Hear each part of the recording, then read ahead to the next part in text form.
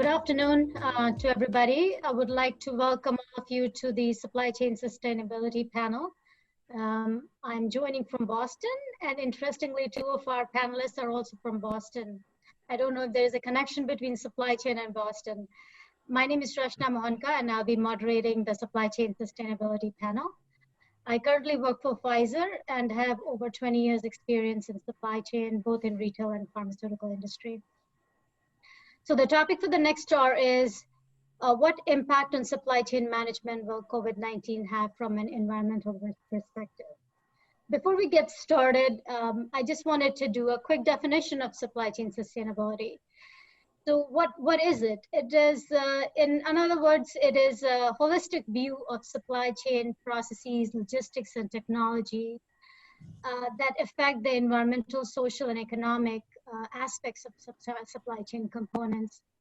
Historically, when we talked about supply chain, we said, we worried about the perfect order, which meant right customer, right product, right place, right price, right time, right quantity. But with the advances of technology and better visibility to the supply chain, we think about corporate social responsibility, which is not just fulfilling the perfect order, but how do we achieve that? What is our carbon footprint? Essentially waste emission, deforestation. How can we move towards being more carbon neutral? How do we trace the origin of goods to ensure humane conditions for workers? So these are just some of the issues I bring up, but I have a great set of panelists and they'll get into the details, into various subjects. The panelists for today is Ravi Anupindi, Mack York, Jesse Dillo, and Randy Saffold. So without much further ado, I would like to invite our first panelist, Ravi, who would help us get started with a discussion by connecting sustainability and pandemic. Ravi, please take it away. Yeah, thank you, Rachna. Everybody, good afternoon, good evening, wherever you are. So my name is Ravi Anupindi. I'm a faculty at the Ross School of Business at the University of Michigan. And I've been in academia for over 20 years, 18 of them at Michigan. My research teaching interests are broadly in supply chain, but then I use the lens of supply chain to study problems in sustainability, healthcare delivery, and economic development. So that's kind of my perspective on this. So I was asked on this panel to talk at a slightly higher level around coronavirus, supply chains, and sustainability. So the way I'll structure my thoughts in the 10 minutes or so that I have, we'll try to think, position this in terms of a pre, a during, and a post-pandemic. And I'll explain to you what I mean by pre, and give some closing statements around what is the opportunity and hope that we all have, especially those of us who worry about sustainability coming out of this pandemic. So first step, pre. The pre idea is, this is still a hypothesis. Does climate change have an impact on pandemics and coronavirus? Even though most of the discussion today is on how pandemic is impacting supply chains, but we could talk about even how did we get here in the first place. And one word that has been, not been as popular, but a word called zoonosis, which is the jump of the virus from animals to humans. So it is zoonosis that potentially triggers a pandemic. So, and this is where the pre-issue comes up, that is, in the march of globalization, urbanization, et cetera, our assault on the natural world in terms of land use, deforestation, decrease in the area of animal habitat, and putting animals under great stress, and getting people closer and closer to the animals, it makes zoonosis more likely. And you mix that with a heavy dose of globalization and international travel, you stir this whole thing a bit, and you have the recipe for a pandemic. I mean, that's what is going on here. And there are predictions that we will see increasingly more such incidences. The other piece is climate change itself causes differential impacts of a pandemic. So for example, many studies have shown that long-term exposure to particulate matter, which is basically environmental pollution, puts a person at a higher risk of mortality due to COVID-19 than otherwise. So what we see here is the there is climate change triggering both the pandemic as well as having a differential impact of the pandemic on different populations. With that, let's get to the during part of it. That is, as we entered the pandemic, as the country after country started doing lockdowns, etc. How do we see the impact on supply chain? And Rachna made some opening comments on that. But really, this is unique in the sense that we have what I might call a double whammy. There is both a supply and a demand impact of the pandemic. I mean, typically we think of natural disasters, fires, floods, etc., as having more of a supply impact. But this is both a double whammy, that is supply and demand impact. But the impact will vary across businesses. There are differential impacts on businesses. So for example, take retail. Online retail actually has been doing fine. In fact, even doing better in terms of growing, whereas brick and mortar retailer, because of the shutdown, has not done well at all. And within the business landscape, the bigger companies with a slightly better cash cushion will survive this, whereas smaller businesses are much, much more severely impacted. If we go into specific sectors, grocery has been doing well, even though there have been shortages of food, etc. Restaurant sector, food service sector, not so well, right? Lots of service industries are really, really badly hit. Hospitals are on the front line of saving lives, but they're also taking a very severe economic hit because of all the other types of healthcare services are being postponed, and all the focus has gone into taking care of COVID-19 situations. So what we see here is, again, manufacturing industries, because of lockdown, the interesting piece about a pandemic as opposed to other kinds of disruptions, and I'm sure Matt, our fellow panelist, will go into this a little bit more as he discusses maturity of companies' resiliency strategy, etc. Pandemic is a people kind of impact. It is not a property impact. That is, it's not that my factory is destroyed. It's not that my machinery is destroyed like in a fire or an earthquake. People are unable to come to work because of lockdowns, or they are unwell.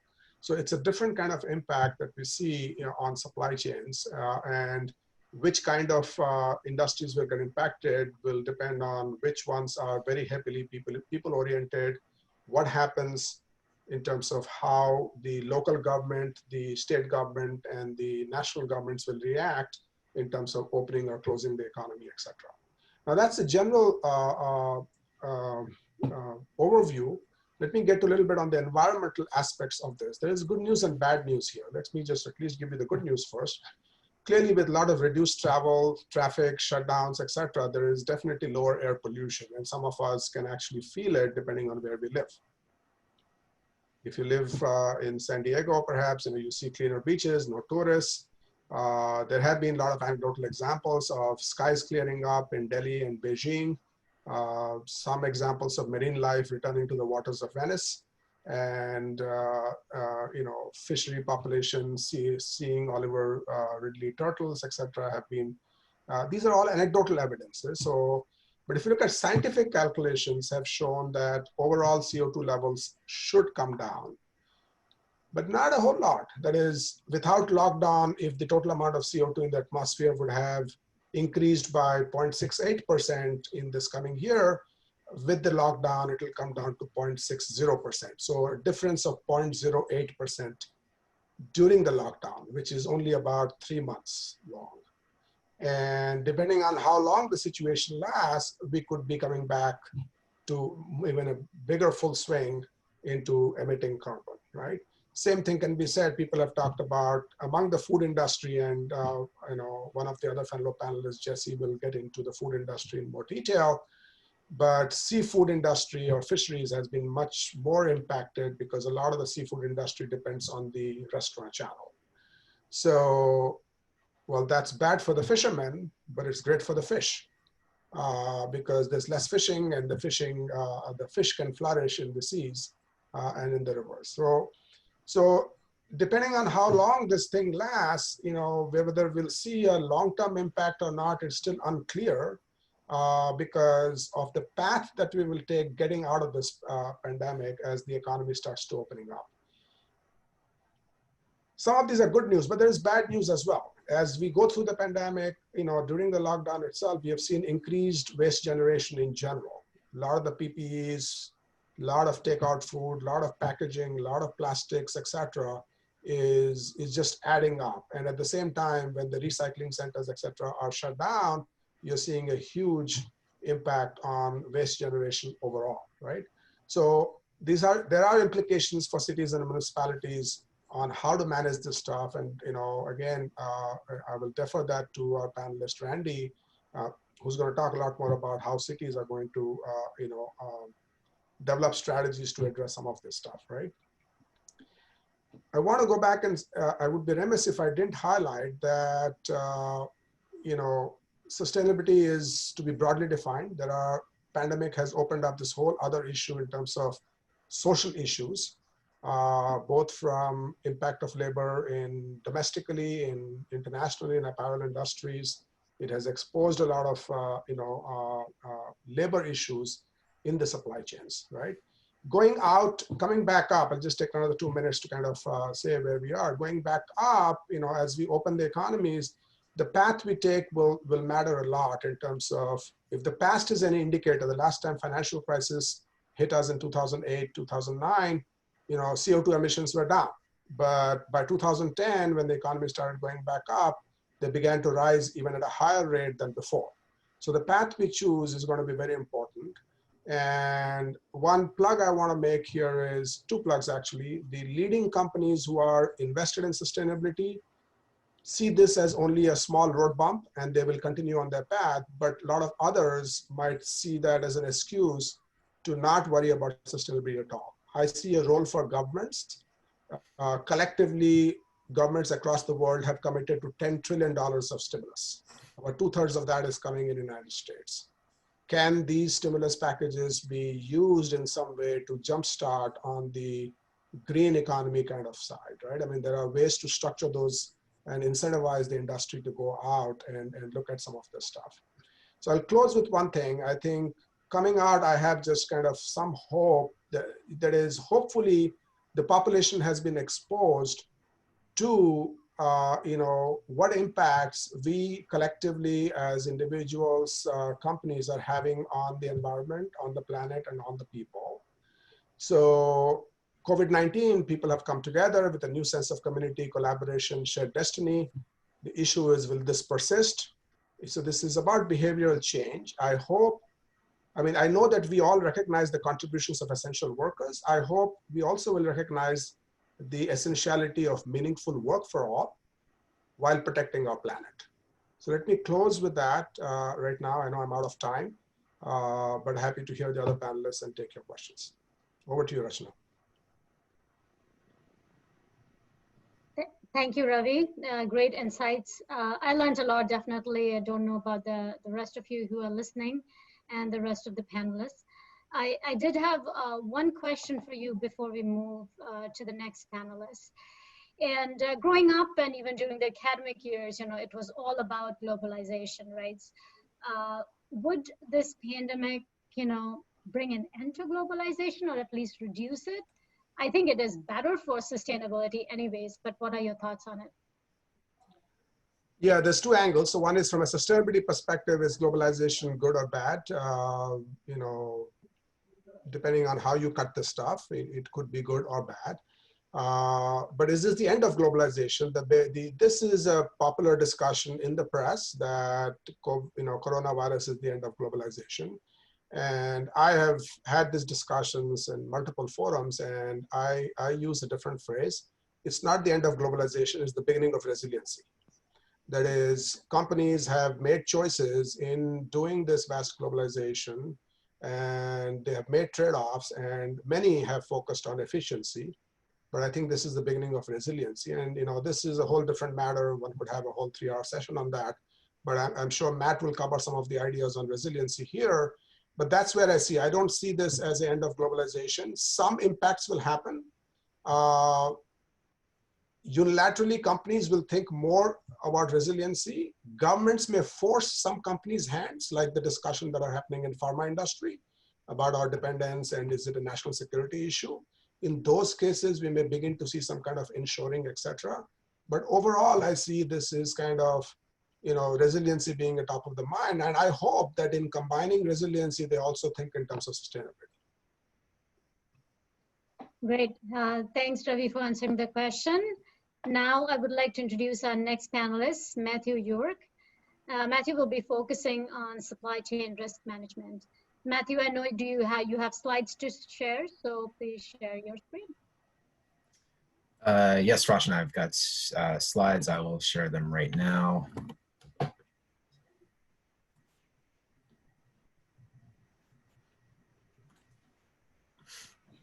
Right. So thanks, and thanks to Ravi for setting me up here. Spoke to a lot of things that I'm going to cover, and a great way to segue. Folks, thanks. It's an honor and privilege to join you all this afternoon. Again, my name is Mack York. I'm a supply management analyst. I've been covering the source to pay process for close to a decade, focusing more on supply chain risk management and next generation technologies like AI, blockchain, Internet of Things, and how they can and are increasingly enriching business operations. Let's see here. Right. So before I dive in on the implications for supply chain risk management and sustainability in the age of the coronavirus, I'm just going to walk through what is supply chain risk management. It's a multi-step process. It begins with first, risk identification. What could potentially endanger your supply chain or operations, followed by risk prioritization. Not all risks are applicable to your organization, and some are more or less dangerous than others. Followed by risk assessment. What is the impact of these risks? What is the probability of their occurring? How much lead time do you have? How much time do you need? Followed by risk mitigation, avoidance, or even acceptance.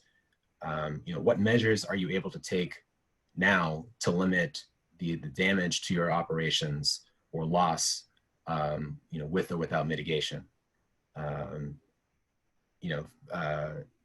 Followed by, monitoring, given what you know about your risk profile, you're following the conditions, the events, the trends, the actors, the stakeholders that could affect your supply chains, your sourcing behaviors, and your procurement operations.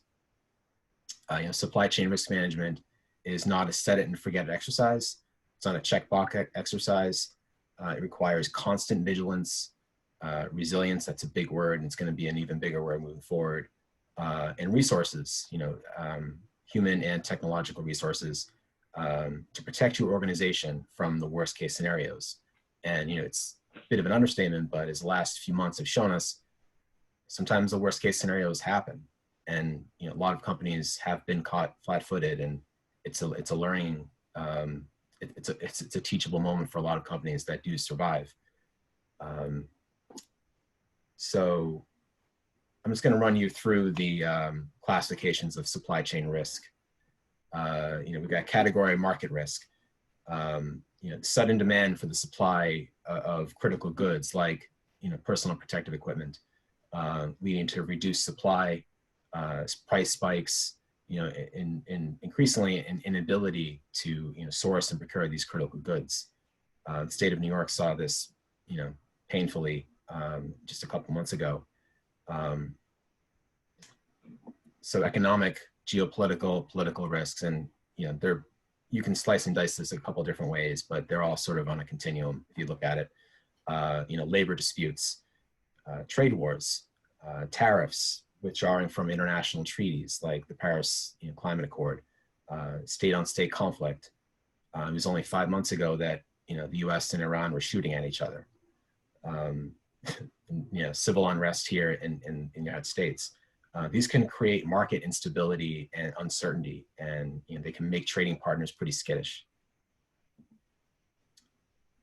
Environmental social governance, and this is the big one. This is what we're talking about here today. Climate change, environmental impact of product manufacturing and consumption and disposal. More broadly, how businesses operate, and how their operations can impact local and global communities, being good corporate citizens, adhering to government regulations that are meant to protect all parties. Logistical, can you get your products in and out of markets? Are ports congested? What are shipping rates like? Do you have the necessary equipment or vehicles to get your materials across supply chains? Man-made incidents, industrial accidents like Deepwater Horizon or Fukushima Daiichi, international piracy, international terrorism, domestic terrorism, natural disasters, weather events, hurricanes. We're entering the hurricane season here on the east coast of the U.S. There was an earthquake last night in California. Droughts, famines, coastal erosion, these all impact supply chains. And finally, supplier risk. Are your suppliers compliant with your contracts? Are they trying to push these service level agreements? Are they, are there data security or cybersecurity practices putting your companies at risk? Are they at risk of financial insolvency? Are they just not performing? Do they have reputational issues? Are they running afoul of their supplier codes of conduct? Are they in the news for the wrong reasons? All of these third-party risks can put your company at risk, and they all stem from within the supply chain. There are just so many things that could go wrong in a supply chain, and then you add in a pandemic, and that brings up some uncomfortable questions. There's a fairly little question: is supply chain risk management still a best-in-class value driver? And my answer is yes, of course it is. We know that organizations that have a supply chain risk management program with standardized processes and digital tools, they tend to identify and realize more cost savings year over year. They tend to have greater percentages of compliant spend, of compliant contracts, of compliant suppliers. Supply chain risk management tends to correlate with greater performance when you do maturity class cuts between best in class and all others. But as the pandemic has shown us, it's not just a best in class necessity. All companies are vulnerable. As a scourge of the novel coronavirus has shown us, every company needs one. Every company needs some kind of supply chain risk management program, even if it's just one dedicated person doing it, or if not a team, but it's on someone's radar. It's unacceptable for businesses to ignore or to minimize the risks that are in their supply chains. There are just too many of them. Even as reshoring or nearshoring, bringing sources and manufacturing operations back home or closer to home is picking up steam in light of some of the supply chain disruptions we've seen in some of the industries. There will still be plenty of risks in a business supply chain. So, supply chain risk management, not a nice to have, it's a must have. ESG issues and risks, they're only going to grow in prominence and impact today and moving forward with as we come out of the great pause and we move to resume some sense of normalcy. For example, organizations in the healthcare, medtech, and pharmaceutical industries are now managing a lot more medical waste and industrial waste as they treat patients, as they protect their staff, they turn over more PPE, they develop treatments and vaccines. We're beginning to talk about vaccinating 7 billion people, and it's a lot of vials and a lot of plastic they're going to be that are in the works now to get these vaccines out to the folks that need it, and even before they've even been manufactured. So as we increasingly manage the worst of the pandemic and roll it back, we're beginning to take stock and remember that ESG issues and risks, they still matter. Consider additional ways that ESG and specifically supply chain sustainability will impact us. You know, if you look at the list that I presented and in the previous slide, you know, there are ESG angles to many of these risks. You know, operating in gray markets when supplies of certain goods are hard to locate. You know, how are these products manufactured? What is their quality or legality?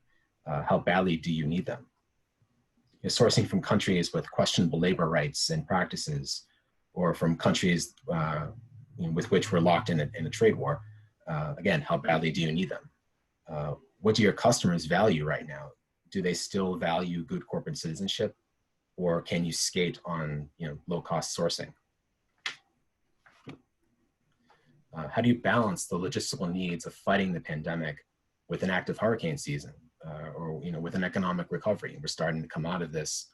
Unemployment's starting to slow down. People are starting to go back to work. Creates all new challenges for, you know, supply chain management teams. It's becoming increasingly difficult to separate ESG and sustainability from many of the risks that I just described. So I'll just wrap up here with conclusions. You know, ESG, sustainability, they might seem like they're lower priorities now, but they still matter.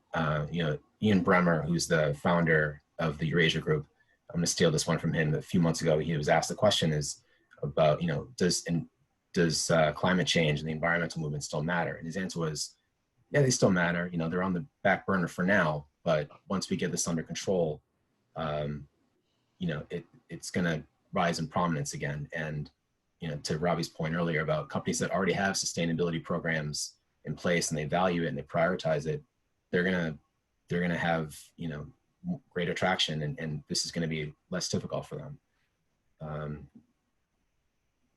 You know, even after this virus is controlled, we're still gonna be looking at climate change and, you know, the perils that this is gonna bring us in 10 years from now.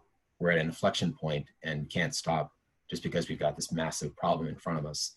We need to you know, think bigger and continue to think bigger and act bigger. You know, advocates, you know, consumers, legislators, they still care. They're still holding people accountable, and, you know, companies need to be moving in that direction anyway, because, you know, bodies are going to hold their feet to the fire. You know, and procurement's been doing this for a while now, trying to be compliant with internal and external regulations and be good corporate citizens, helping to bring more sustainable products to market and manage some of these risks that they've been managing now increasingly for, you know, 5-10 years or so since the last recession. And, you know, we're seeing that procurement in particular, you know, with or without supply chain risk management, they are value drivers in and of themselves. They're able to help bring more sustainable products to market, and, you know, with the idea of the environment and, you know, environmental impacts in mind, and, you know, knowing that sustainability is a major value driver and it's prioritized by consumers. They've been on this, and they're going to be continuing to move forward to pushing sustainability forward. So with that, I will pass it back to Rashna. Yeah, thank you, Matthew. Supply chain risk management hasn't been my focus during the professional career, so it was great to learn from you. Just one question before we transition to Jesse. Do you think supply chain risk management in a company, is it logistics, you know, operations? Is it the supply chain organization? Is it procurement? Some other? Like, where does it belong? Right, it's a great question, and I think it has to do more with the size of the company and resources and co-location. So if a small company, you know, let's say, you know, 5 to 10 people, they've got to manage their risk somehow. Chances are they're wearing multiple hats, and, you know, someone who's managing the sourcing and procurement of you know, end of their operations, they're also managing risk. But then when you've got bigger companies, mid-sized companies, maybe there's one person doing it, or maybe it's within procurement and they're also doing supplier management or supplier performance management. When you get into large organizations, large multinationals, it's still hard to pin down, but probably is within supply chain or procurement, either one person or a dedicated team if they're large enough, and it might even be within a larger enterprise risk management team, whereas supply chain is just one part of the pie that they manage, one element of risk that they manage among many. Great, thank you, Matthew. So next up is Jesse. So all our favorite subject here for food industry. So Jesse, if it's making me hungry because my lunch is still waiting. So Jesse, please, if you can take over the slide sharing from here.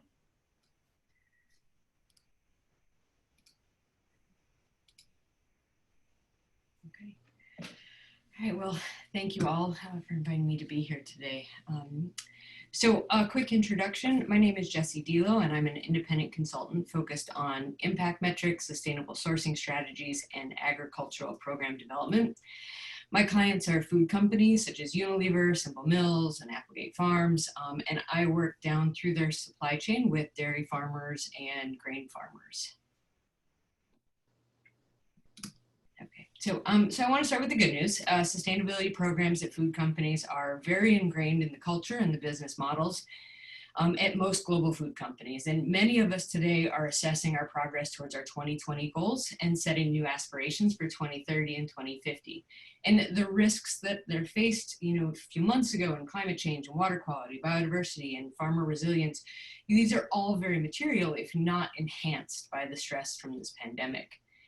So the sustainability indicators, they're broadly accepted in this list of 11 greenhouse gas emissions, land use, worker rights and labor, et cetera. And these issues are supported through various efforts at the global level, as well as numerous industry collaborations that help us operationalize these in our supply chains. And of course, we have certification programs that support on-pack claims that are consumer facing. So despite, though, all of the synergy and collaboration, the food industry continues to struggle to meet many of its goals. Nearly 500 companies have made 860 commitments to deforestation-free supply chains. So just focusing in on our land use and greenhouse gas emission categories. And then just this week, the New York Times has reported that worldwide deforestation is estimated at 25 to 30 million acres in 2019, resulting in 2 billion tons of carbon dioxide being released into the atmosphere. So one of the reasons that it's really difficult for food companies to make progress is because we only have so much leverage in our supply chains. And as these supply chains, especially in animal agriculture, become more consolidated and concentrated, food companies have less diverse choice of suppliers and competition in the marketplace. So I want to focus on meat packers because they've given us a reason to focus on them, for one. But so we today see that 4 companies control 85% of meat packing in the United States. And this was the exact same scenario we were in 100 years ago, and the Justice Department stepped in, broke it up, and by 1980, it proved that it worked. Those top four meat companies only controlled 36% of the market. Well, now today we're back at this rate. And so why is this important? The meat company sits in the middle of the supply chain. So they are in charge of buying live animals and selling various parts and cuts and products. So they control the contract terms for farmers that don't have access to their end user. And the predatory contracts in poultry and hogs, it's very well documented. But the result that's most important here is that farmers have lost their independence and their negotiating power. Beef cattle was a little slower to transition, but they have now kind of shifted away from negotiated cash markets to forward contracting. And while they get some market security from this relationship, it also means that there's less data collected about pricing. And so when we have less data, there's less transparency. And again, farmers lose access or lose their negotiating power because they don't have access to fair market price. Another key factor is labor. It's a political issue, and meat companies are very active in this space, from breaking up unions to lobbying for immigration policies that favor the conditions that they need. And I think as all of this is happening, on the supply side, on the other side is the consumer, and the benefit to the consumer is very real. The cost savings for food household budgets over the past 60 years is a result of food getting cheaper at the grocery store.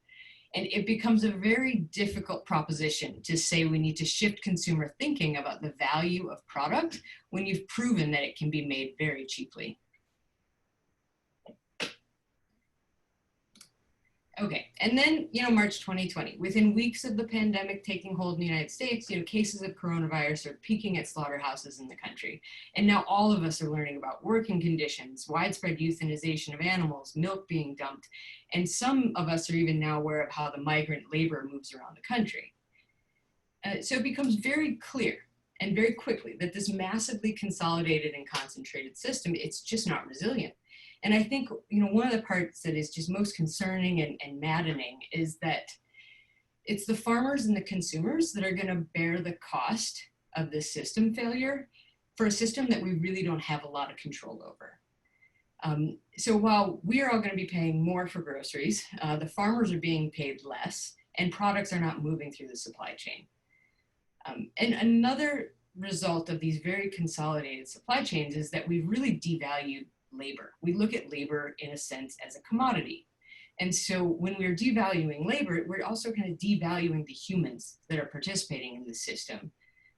And this is all in the context of, in 2019 alone, Tyson pulled in $40 billion in revenue. Cargill pulls in $113 billion in revenue. JBS, $52 billion. So these are well-resourced companies that are also responsible for people, up to 15,000 people sick just in the slaughterhouse around the country, and at least 65 dead. And these are people that don't have access to health care, health insurance, or benefits, and don't have the access to the social support that's needed. So, and I think, and in my opinion, the actions that the administration has taken so far really miss the point. Demanding slaughter plants to stay open while failing to provide safe working conditions, and even going so far as to restricting OSHA from doing their job and say, OSHA, please provide guidance, rather than do their regular job of enforcement. I think this is a really challenging scenario. And then we have farmers also being financially hurt. And so the proposal to say to farmers, well, pay your farm workers less so that your budget isn't so problematic or damaged, is a really tough thing to take when we're seeing at the other end of the supply chain, those essential workers receiving bonuses for showing up to work at their retail and grocery jobs. And I think we also need to remember that, okay, so we have this $19 billion coming down to agriculture from the coronavirus relief funds, and that's really important, and I'm glad to see that happening. But keep in mind, that in the last couple of years, the government has also had to pay farmers $28 billion in the trade war relief. So, which, if I can try to bring us back to where I started, is going to have some very long-term effects. So the tariffs that the US put on China, it did cause many buyers to look for supply in other countries, and primarily going to the second and third largest producers of soybeans, meaning they shifted their supply chains to Brazil and Argentina. And we all know that soybeans and cattle ranching are major drivers for rapid deforestation in the Amazon and tropical forests. So if you're in sustainability at a food company, you now have these three major headwinds coming at you, right? You've got a consolidated system that you can't do much to leverage your control in. You've got US policy kind of changing the supply chain dynamics. And then you've got, as a result of that, massive deforestation in South America, where you've worked really hard to try to drive some improvement over the last 10, 20 years. So, we have had pandemics, we've had recessions, but I really believe that this is going to be different. And I hope, like some of my other panelists have mentioned, like that this is a critical inflection point. Because in my perspective, we've got 42.8 million people applying for unemployment benefits. With that many people unemployed and this uncertainty about how the economy can open, and will there be a second surge, and will the sectors, the retail sectors in particular, will these places open up in a way that's going to provide employment at the rates that we had previously? All of that is very unknown, and so the timeline is going to be much longer. And as the cost of food increases, food insecurity is going to be exacerbated, and it's going to continue to stress our very much volunteer-led hunger relief organizations as they try to serve the food needs of our most vulnerable populations. We've seen many consumers shopping in the middle aisles of the grocery store, our non-perishables. However, keep in mind that there have been significant investment in products at the perimeter where there's more value and more margin to be attained. So what are investors going to do right now? Are they going to shift their focus to where the ROI isn't there? And are we going to move away from development of products in the perimeter of the store? For people like me working in sustainability and sustainable sourcing, I think we have done a lot of work on workers' rights and labor and human rights in our supply chain, and there's still a lot of work to be done. But I think it's important for us to figure out how we can kind of look in the black box of manufacturing, because we don't have a lot of visibility and transparency into the working conditions, and there's some concerning and problematic ways that labor gets drawn into manufacturing that need to be explored and understood. And then kind of coming up to a high level, as we start to track the recovery and we try to gauge the health of our agricultural economy, I think we need to do a better job and have more robust analysis in how we look at labor and farm economics as part of this broader picture, because you do not have a healthy food and farm system without people. And I think for a lot of the data that we're collecting, a lot of ways that we're gauging our success as an agricultural economy is not accounting for all people being able to work in agriculture and work in the food system and achieve a living wage and have safe working conditions. So I question if we can truly measure the health of the recovery of our agricultural system without kind of revisiting the way we consider this. And then finally, farm policy, it just needs to change. This is a really important opportunity for us to say, how can we shift our mindset around agricultural policy in a way that's going to support economic, environmental, and social sustainability for food and farm systems? Thank you. Thank you, Jesse. This was great. One word that I'm going to learn from all these presentations is supply chain resiliency. So I feel like everybody's using that today. And there is some truth to it, why we are using that word today. But one question before we transition to Randy is, you mentioned a lot about the challenges in the food industry, especially in the meat industry. What do you think it will take to change the system? Like, of course, we can have that debate for a couple of days, but just at a high level, what do you propose? So I think very specifically, like slaughter operations in those facilities, they need to be reimagined. We need to look at robotic slaughter. The animals are coming in at a very standard weight, and there's an opportunity here to invest in robotics in this space. There will be trade-offs though, because with that ROI, we have to account for the human welfare. And so really considering how we're going to balance those needs across the supply chain. And coronavirus was a virus that transitioned to humans and has clearly put us where we are today. But we have many of infectious diseases going around right now and affecting particularly our pork industry. So as U.S. supply seeks to fill the gap in places where we're seeing some of these infectious diseases come up, that pie might get bigger for U.S. farmers. Let's make sure that the slices also get bigger. And I think that unless we take some real action, massive consolidation and inequality in the supply chain, it's going to continue to persist. So we know that sourcing and sustainability strategies at food companies, they can be a very powerful influencer over labor practices and worker rights, and even at the government level in some countries. But I think we really need to embrace that transparency and fair business practices that take care of people is what's going to drive growth and empower stakeholders in the system. Great. Thank you, Jesse. And our last panelist, but not the least, of course, Randy. The subject that's near and dear to everybody, urban policies and sustainability. So, Randy. All right, thank you, Rachna. I greatly appreciate being able to be a part of this panel today. So as we look at the idea of sustainability and what that means, we're going to look at policy development from a city's perspective.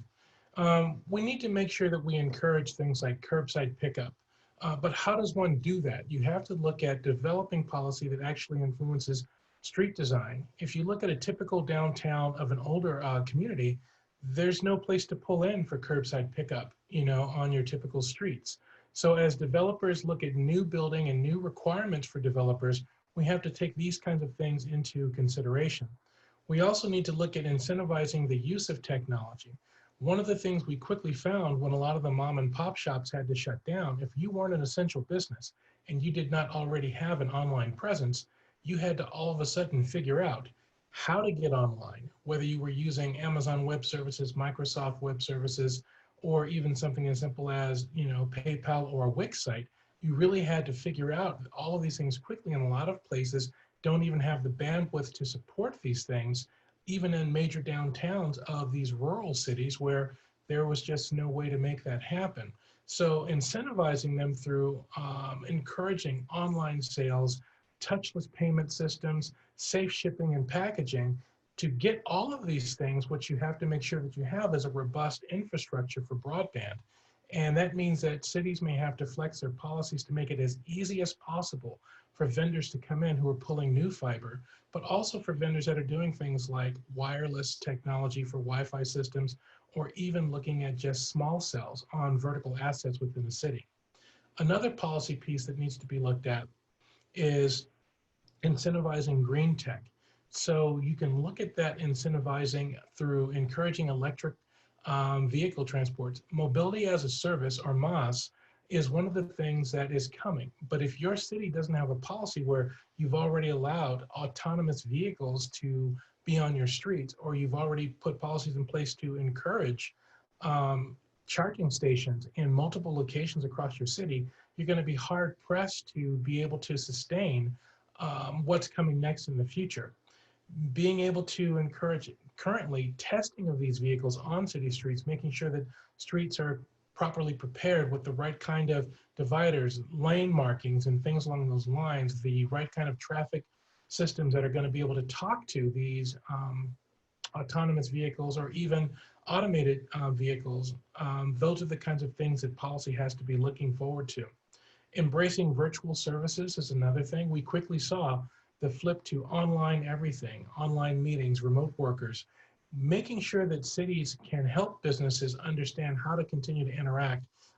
Permitting, for example, if your city doesn't have an online permitting system where you can actually automate a lot of the process, but do virtual meetings instead of having people come to the city hall for plan checks, you're going to slow down the progress you have even getting out of one of these things, because right now we're going to see a lot of businesses have to redevelop their interiors to be COVID compliant. They may have to remove chairs, do new construction.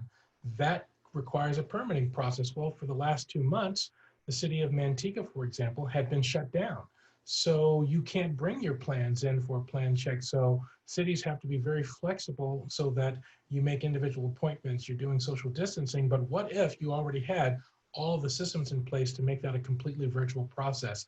Those are the kind of policy developments that we need within our cities. Let's look at other areas. So what can cities suggest for supply chain and security? Food supply chain safety is something that's going to be key moving forward in the future. But we have to also look at things like worker safety. So as facilities, we saw all of a sudden meat plants had to stop on a dime, redevelop. Well, so did car manufacturers. You know, the Bay Area had a big fight with Tesla as to were they or were they not going to allow to be open if they did not re-prepare for social distancing within their manufacturing process. We have facility redesigns for social distancing. We have detailed tracking systems that need to happen from the field to the fork. We'd have to be able to understand where all of these things were, especially within a pandemic environment, but post-pandemic, we're still concerned as Americans, what's touched our food, where's it going? So with that, you can look at enhanced RFID tracking. Those are things that can ensure food safety by tracking the temperature, knowing everything from who picked it, what field it was in, which lot of the packing it was in, what was the packaging location, the delivery time, the location, and even the condition that the food arrived in. All of these things can be encoded within software systems. Ecogistics is one company in the Bay Area that's actually looking at how to help farmers get from farm field to fork but also being able to track everything that happened with that product so that we know if there is a pandemic that relates to foodborne pathogens, how do we know what farm it came from, who picked it or whatever? We need to incentivize as cities, farmers to be able to work with these systems and create grant programs and funding systems that allow them to tech up their infrastructure. And then automated and green systems for EV transports. I talked to a group of farmers and a group of distributors and talked to them about electric vehicles and automated trucking. And they thought, oh, that'll never happen. And 1 month later, Tesla promoted that they had the first East Coast to West Coast delivery of an automated truck delivering product. So this isn't something that's coming, this is something that's here. And cities have to have policies in place that are going to embrace this and allow it to happen. And then finally, I'll talk about just synergistic, circularity within systems, circular economic systems. The co-location for waste reduction is one of the things that cities can encourage to make sustainability, environmentalism, something that is going to be key. The use of production byproducts as fertilizer, for example, there's a group called Aquaponics that took a unique approach to shrimp farming. They actually located their shrimp farm on an almond orchard, and they used the trimmings from the almond orchard to actually heat burn waste. The power of the burning actually supplied the power needed for the shrimp farming, but the tree clippings, that waste fuel after it fueled the farming, then was turned into biochar, which became fertilizer that went back into the soil for the farm, along with the shrimp heads and guts and things along those lines. Another group called Common Good City Farm, they're doing fish farming in a greenhouse. And this is a real unique circular economy where they're actually utilizing the fish water to feed hydroponically the plants that are in the greenhouse, but they're also having earthworms turn food waste into compost. The heat from the compost actually heats the greenhouse, and they also have chicken coops inside the greenhouse as well, and the heat from the chickens also supplies heat for the greenhouse. So you can really work together with these systems and encourage them through new policies that allow for different kinds of zoning, that allow coexisting kinds of things that were never put together before to be possible. And so that's one of the ways that cities can help as we look at sustainability in a post-pandemic world to make sure that our food chain supplies all work together. And with that, I will turn it back over to the panel. Oh, thank you, Randy. Looks like you helped us gain time here. We thought we were going to go over time, but since we have a few minutes left, just wanted to ask you one question, Randy. Why do you think it's important for cities to help businesses during the, this time post-pandemic? Well, I'll tell you, it's really important because our economy is based on what cities can produce. When you look at sales tax as a major driver for general funds within cities, if your businesses, are, let's say 75% independent businesses that are not national chains that can weather any storm, that means that you really have to take care of retention within your city. If cities don't work with these small businesses, these mom and pop shops, to help them figure out how to get online, but also how to prepare after this pandemic, how do we make sure the community believes that it's safe to go back into that establishment? Our city, Manteca, has actually crafted a recovery toolkit where we've put together a package of $3,000 grants for small businesses, as well as sets of poster materials, as well as staff materials, bathroom materials, everything that they would need to post on their walls to allow community members to believe that it's safe to walk back in. We even went so far as to create stickers and decals for the floors to encourage social distancing, to let people know where they can stand 6 feet apart, and even do directional decals on aisles for shopping to keep traffic flowing one way. So cities have to partner with businesses to be able to weather a pandemic, but moving forward, this isn't the last time something like this is going to happen. So we need to have systems in place that are sustainable, and city policy can help get businesses there. Yeah, thank you, Randy. Anybody else has, I'm not seeing any other questions yet, but anybody has any questions for Randy? Okay, so I'll let questions come in from the audience, but there was a question earlier from Ted, and I think this was directed to Jesse. How do you view the role of manufacturer versus governmental policies in leading such profound need for change? Yeah. I think that efforts are always best if led by industry. You know, they understand the constraints and the opportunities and how much money there is internally to drive change, and so that they can assign a value to that. But I think that we usually only see like a small portion of that to take leadership and say, okay, this is what we believe sustainability looks like in our sector.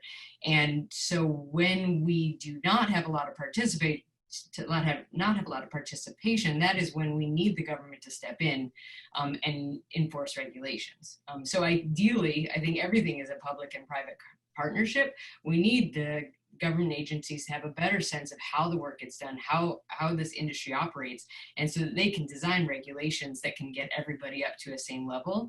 But we also need to kind of push on manufacturers to not look for the lowest common denominator in sustainability and workers' rights and all of these issues, but rather say, how can you be the most aspirational? And then we can figure out how we can drive resources here. Because when I'm looking at ag tech investment right now, and investment in food system innovations, there is money out there. We can that is not the reason that we are not solving these challenges. I think that who's funding that and how long that money can be available before having to get back to the investors can be the challenge. But it definitely needs to be a partnership. And the more people come to the table, the more likely that the solution is going to be a fit for more. Yeah. Thank you, Jesse. I think we can take one last question and then we'll have to end it. Are the major NGOs building strong risk management into their supply chains?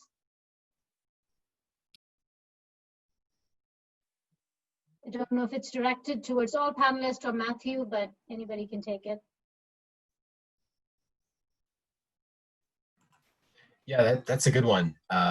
And, you know, quite frankly, I'd love to take the question and dig into it a little bit.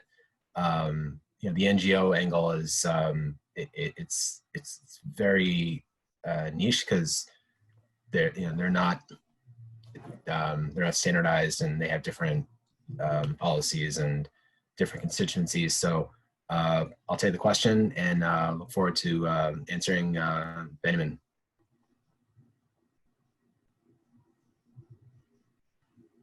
Okay, thank you, Matthew. So I think that brings us to the end of the panel. It was great to hear the insights from all of you, and hopefully all the attendees enjoyed the panel. Again, have a great rest of the day and evening, and thank you again for participating and listening to the panel. You guys, Thank you, thanks everyone. Thank you. Thank you. Yeah. Thank you all.